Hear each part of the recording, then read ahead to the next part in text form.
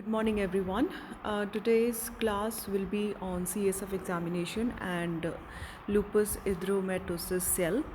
So we'll talk about the CSF examination, what is a CSF, and how do we get the sample of CSF from the spinal fluid, and what are the different parameters which need to be measured when you are doing the microscopy examination in the pathology department. So, the circulation, the function of CSF is to be, provide a padding material, or you can say a fluid which keeps the balance of the pressures in between the different ventricles. So it's synthesized in the lateral ventricles, go towards the third ventricle, fourth ventricle, and then it passes to the subarachnoid space of brain and spinal cord. I'm sure you have read in detail about the circulation of CSF and what are the different functions of CSF in the physiology department. Okay. So what are the characteristics? The normal characteristics is important to understand, because then you will be able to know what is pathological, and what we're dealing here in pathology is all pathological. Okay, so the color is normally clear and transparent. Specific gravity is 1.004 to 1.007. Reaction is alkaline and does not coagulate. Cells, adults are 5, infants are up to 30, and 1 to 4 years it's up to 20, and 5 to 18 years is up to 10. When talking about the cells we are saying is about the neutrophils, lymphocytes, all the WBCs we are talking about. Okay, so the pressure is important, because if it is increased in pressure, sometimes doing a lumbar puncture will help the patient to relieve of the symptoms. Okay, so the indications in doing the lumbar puncture are very, very important, and we will deal about it in a little later. So the pressure is 60 to 80 and in adult, and 10 to 100 in newborns. So the composition, you can see proteins is 15 to 45, glucose 45 to 80, sodium 147, chloride is 120 to 130, calcium 2.3, urea 12, creatinine 1.5, lactic acid 18, and bilirubin is absent. So you should know that all these parameters are being diagnosed in the biochemistry department. Okay, so they will be discussed in detail in the biochemistry department, but you should know that these are the parameters which are important for typically the proteins and the glucose and the ions. They are important because then they will be deranged in the typical bacterial infections. All right, so the indications, very important: infections, meningitis or encephalitis; inflammatory conditions, sarcoidosis or neurosyphilis, SLE; infiltrative conditions, leukemia and lymphoma; administration of the drugs which we do sometimes in CSF to relieve of some meningitis cases. Antibiotics are sometimes anti-cancer, and anesthetic drugs also are sometimes indications of the CSF examination to rule out any of the tumors which might be present in the spinal cord. Okay, so how do we do the procedure? We have to get the most important site which we have to enter is between L3 and L4, and that we have to go in between the vertebrae.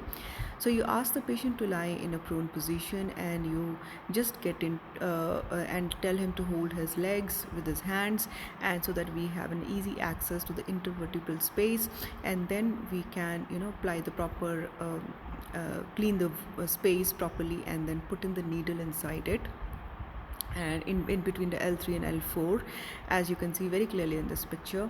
And then the lumbar needle will be there, and then you can get the fluid inside it. So maximum how much you can take it is between up to 3 ml, because again the three departments have to get the fluid. One is the biochemistry, then microbiology, and then pathology. Because if there is a culture, if it is infection, meningitis and encephalitis, 1 ml has to go to the micro department for the culture, and 1 ml has to go to the biochemistry department for the protein and the glucose analysis, and 1 ml will come to us just in case for the microscopic analysis. Now in the lumbar puncture, what are the complications? You can get a headache suddenly, you can introduce the infections, or a hematoma will be formed, or sometimes it is dry tap might happen. You might do the procedure and you may not get the CSF. That happens in case of untrained technicians. So herniation of the brain and subarachnoid epidermal cyst is another one which might happen secondary to the CSF puncture, or you can say lumbar puncture. So what are the contraindications? So what are the total absolute contraindications is when you see some skin infection over there, don't do the lumbar puncture, okay? And if there is an intracranial mass, or if you can say that there is some big mass lying in the third or the fourth ventricle, so those are the times when you feel, okay, you might get some tumor cells. We must do the CSF examination to find out the type of cells, but that may not be the very correct strategy for the lumbar puncture, because sometimes the tumor may collapse and the patient might get into sudden shock. So it's best to avoid any lumbar puncture in case of all the intracranial masses. So the relative one are the raised intracranial pressure, uncontrolled bleeding, spinal cord deformities, and sometimes a lack of patient cooperation. Okay, so these are the lumbar. Sometimes the patient will say, okay, we do not want to undergo this procedure. So what can we do? We have to just depend upon his yes, we have to proceed further. So this is something I have told you before. When you do the lumbar puncture, we have to collect a sample in 3 tubes.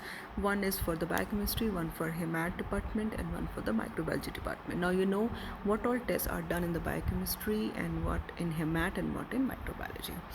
So what are the routine? In hematology department, since this class is from pathology department, we'll see in the routine what do.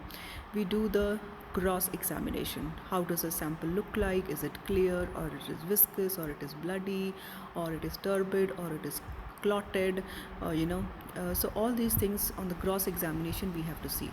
Then we count the number of cells. Total DLC we will do on total number of cells with the diluting fluid, and see how much is the total number of cells that can be seen.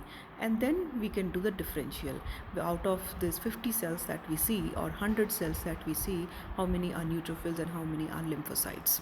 So then we give the report, and if there are some malignant cells, we go for the special stains, and then we inform the clinician that this we have got some malignant cells and you have to look further into the patient. Okay, so the glucose and proteins are done with the biochemistry department. Cultures are done definitely by the micro stains. As I said, depends upon if you see the frank bacilli or a gram acid bacilli, we have to just go for the special stains. Cytology I've spoken about, and electrophoresis sometimes is done in multiple sclerosis. That is the presence of the gamma or the lambda chains which are seen in the multiple sclerosis. So VDRL test is done in syphilis. So some patients will have neurosyphilis. The organism, the spirochete, will get into the CNS and then cause some infection. So we do the VDRL test on that. So macroscopic examination is if the normal CSF is crystal clear and colorless, the pathological processes can cause fluid to appear cloudy, turbid, viscous, or clotted. Okay, so this I have discussed before. So the clarity of the fluid is of little clinical use. A very useful point to remember is that large number of cells can be present without affecting the clarity. Yeah, this is important, but relatively you have to say if it is clear, looks normal, but further investigation required. So now in the first tube you can see there is a mixed blood mixed. Okay, the second one looks clear, and the third one looks like some clotted or the cobweb like. Cobweb is a term used in which condition? It is used in tuberculosis. Okay, so when you see the blood mixed sample, you have to rule out whether this was the blood which has come from the traumatic tap. I mean, when you were trying to do the lumbar puncture, you might get some bloody specimen based on the puncture of the surrounding tissue or the vessels. So when you see the pink red CSF, it indicates the presence of blood. So it is very important to identify what source it has come, whether it is a procedure involved or whether there was originally a blood filled CSF, which is very diagnostic of malignancy. So it is very important to rule out the blood filled CSF. Then we have the xanthochromia. Xanthochromia is a yellow colored fluid. So xanthochromia is most commonly seen in cases of subarachnoid or intracranial hemorrhage, in which if there was a hemorrhage, it would have disintegrated into bilirubin or biliverdin, not exactly.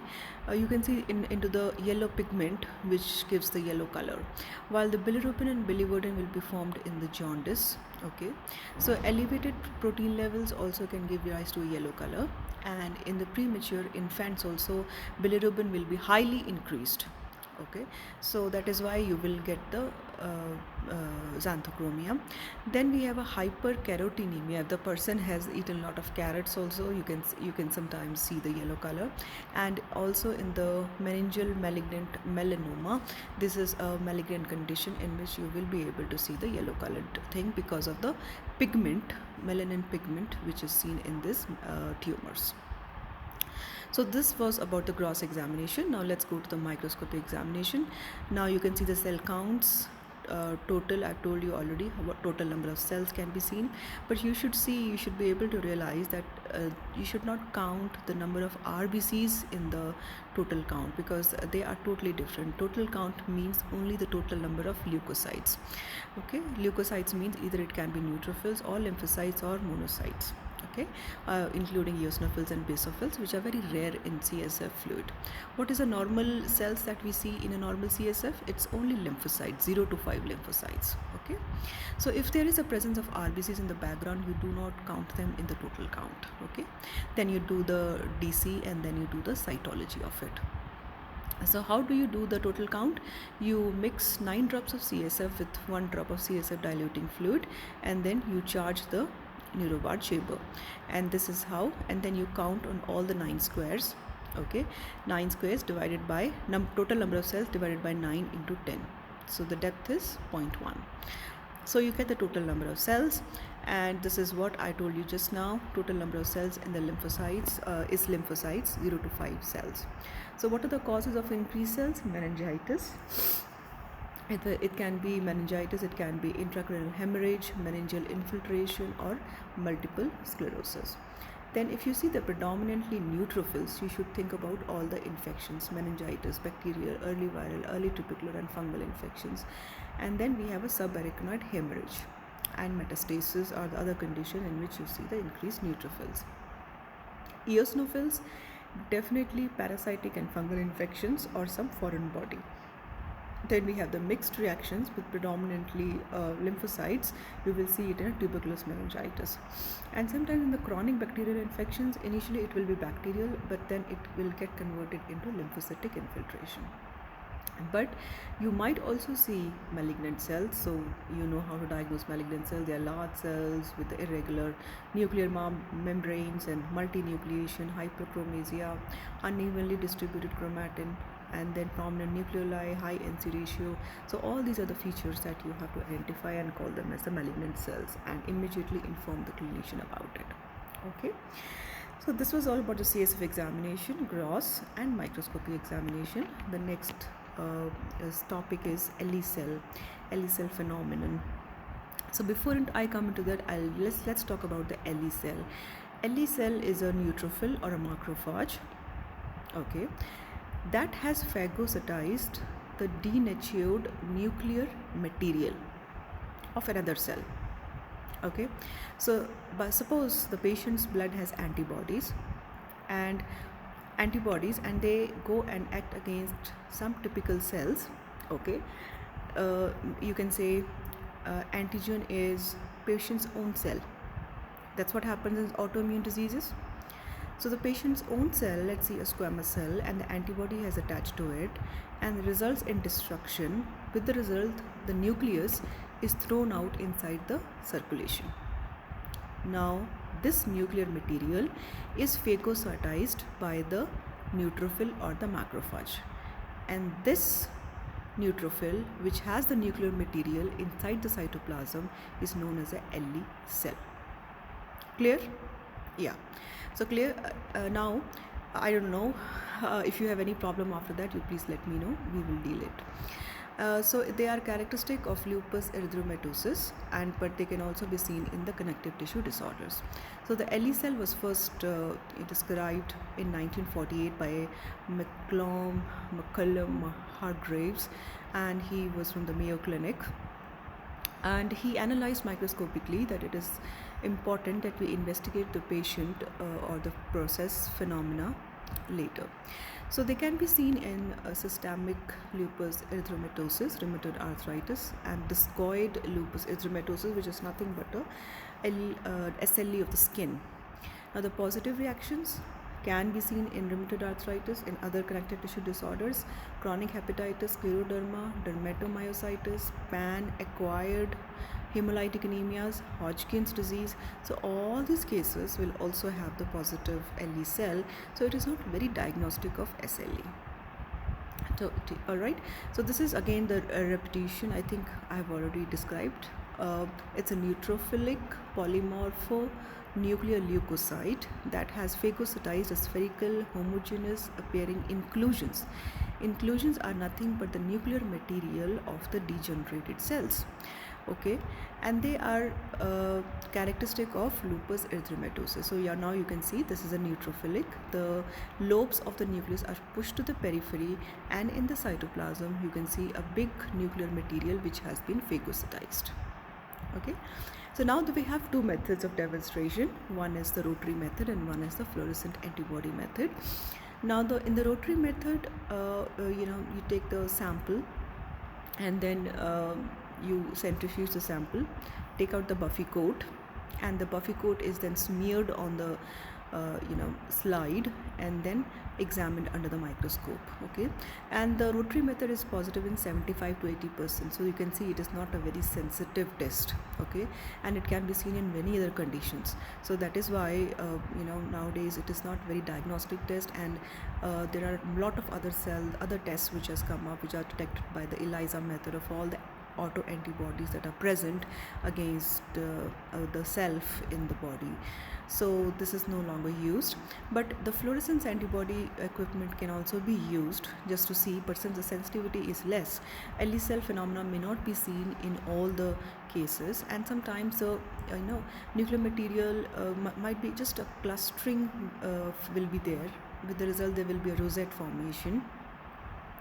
So the clustering, when you say, it is not an LE cell phenomena, so that we should be very careful that false positivity is also very common in this procedure. So that's why nowadays they are using a lot of other tests, like they diagnose anti-dsDNA,